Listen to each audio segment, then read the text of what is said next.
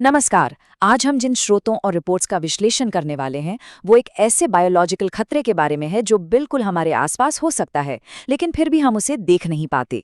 और सच बताऊं, ये खतरा किसी हाईटेक लैब से नहीं बल्कि हमारे घरों के उन अंधेरे कोनों से पनपता है जिन पर हम अक्सर ध्यान नहीं देते। जरा इमेजिन कीजिए, बहुत समय से बंद पड़ा एक पुराना कमरा है और उसकी सफाई चल रही है। हवा में घनी धूल उड़ रही है। हम सबने ऐसा मंजर देखा है, राइट? लेकिन क्या हो अगर मैं कहूं कि इस उड़ती हुई धूल के बीच एक बहुत ही शांत, अदृश्य और बेहद खतरनाक चीज मौजूद हो सकती है। अब ये सुन के किसी थ्रिलर फिल्म का प्लॉट लग सकता है कि क्या मौत वाकई धूल में छिप सकती है। लेकिन मेडिकल हिस्ट्री और विज्ञान चिल्ला चिल्ला कर कहते हैं हाँ, बिल्कुल छिप सकती है। ये उड़ती ही धूल कोई मामूली धूल नहीं है। अगर इसे सांस के जरिए अंदर ले लिया जाए तो एक ऐसा जानलेवा वायरस शरीर में घुस सकता है जो सीधे फेफड़ों पर अटैक करता है। तो चलिए सबसे पहले सोर्स मटेरियल के इस अहम हिस्से पर नजर डालते हैं। हंटा वायरस क्या है और ये अदृश्य जैविक खतरा आखिर काम कैसे करता है? देखिए, ऑफिशियली इस बीमारी को हंटा वायरस पल्मोनरी सिंड्रोम यानी एचपीएस कहा जाता है। ये कोई आम खांसी जुकाम नहीं है, बल्कि एक बहुत ही रेयर और हद से ज़्यादा खतरनाक रेस्पिरेटरी बीमारी है। और ये फैलता है चूहों से। सबसे डरावनी बात यह है कि इन्फेक्शन के कुछ ही दिनों के अंदर ये सीधे इंसान के फेफड़ों को अपना निशाना बनाता है। मतलब देखते ही देखते स्थिति जानलेवा हो सकती है। अब यहाँ एक बहुत ही भ्रामक बात है। हमें लगता है कि जो चूहे बीमारी फैलाते हैं वो खुद भी बीमार दिखते होंगे, लेकिन नहीं, ये चूहे बिल्कुल नॉर्मल और स्वस्थ दिखते हैं। वायरस चुपचाप उनकी लार, पेशाब और बीट में छिपा होता है। और यही चीज इस खतरे को इतना खतरनाक बनाती है क्योंकि बाहर से देखने पर खतरे का कोई नामो निशान तक नहीं होता। और ये बीमारी फैलती कैसे है ये समझना बहुत ज़रूरी है। ये प्रोसेस बहुत ही सिंपल है लेकिन उतना ही घातक भी। होता ये है कि पहले संक्रमित चूहे अपनी गंदगी यानी पेशाब या बीज छोड़ते हैं। फिर समय के साथ वो गंदगी पूरी तरह सूख जाती है। सूखने के बाद ये टूटकर बारीक कणों में बदल जाती है और हवा में धूल बनकर उड़ने लगती है।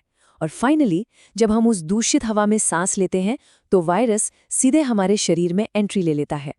इस प्रोसेस को समझने के बाद ये एकदम क्लियर हो जाता है कि कुछ खास जगहें इस वायरस का हॉटस्पॉट क्यों बन जाती हैं, जैसे कि पुराने घर, गोदाम, खेत, जंगल या ऐसे कमरे जो हफ्तों महीनों से बंद पड़े हों। ऐसी जगहों पर इस खतरनाक धूल के जमा होने के चांसेस सबसे ज्यादा होते हैं। अब आते हैं इतिहास के उस पन्ने पर जिसने सबको हैरान कर दिया था।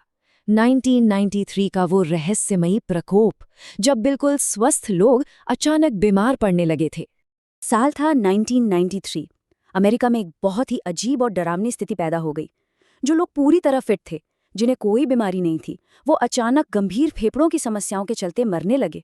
डॉक्टर्स, एक्सपर्ट्स सब के सब पूरी तरह से हैरान थे। शुरुआत में किसी को कोई आइडिया नहीं था कि यह कौन सी रहस्यमयी बीमारी है जो इतनी तेजी से लोगों की जान ले रही है। काफी रिसर्च और माथापच्ची के बाद वैज्ञानिकों ने आखिरकार इस मिस्ट्री को सॉल्व कर लिया। पता चला कि इसके पीछे एक नया हंटा वायरस था जो आम चूहों के जरिए फैल रहा था। इस एक खोज ने पूरी दुनिया के पब्लिक हेल्थ सिस्टम को हिला कर रख दिया। ये एक बड़ी चेतावनी थी कि हमारे घरों में घूमने वाले ये छोटे मासूम से दिखने वाले चूहे भी एक बहुत बड़े और जानलेवा संकट की वजह बन सकते हैं। तो अब आगे बढ़ते हैं और देखते हैं कि इसके गंभीर लक्षण क्या हैं और ये वायरस शरीर पर आखिर हमला कैसे करता है।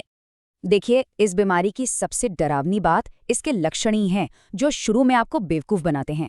शुरुआती लक्षण एकदम किसी आम वायरल फीवर जैसे लगते हैं, जैसे हल्का बुखार, बदन दर्द, कमजोरी, सिर दर्द या उल्टी आना।